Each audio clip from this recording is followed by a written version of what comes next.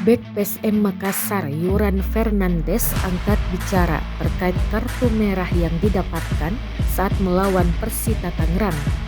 Laga Persita Tangerang versus PSM Makassar berakhir 0-0 di Stadion Indomilk Arena Tangerang, Banten, Senin 13 Maret 2023. Yuran Fernandes memberikan klarifikasi melalui Instagram pribadinya Selasa 14 Maret. Dia mengunggah dua foto.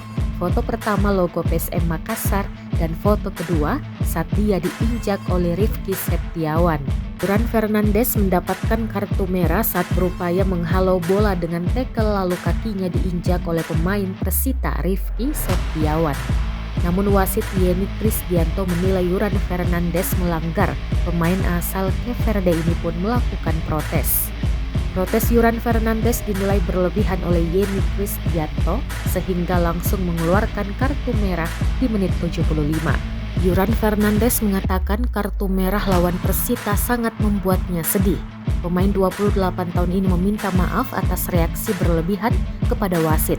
Ia pun membantah melontarkan ucapan yang menyinggung wasit. Saya ingin meminta maaf kepada semua rekan tim saya, kepada staf, dewan dan pendukung PSM Makassar. Menurut Yuran Fernandes, PSM Makassar berada pada momen penting sekarang ini.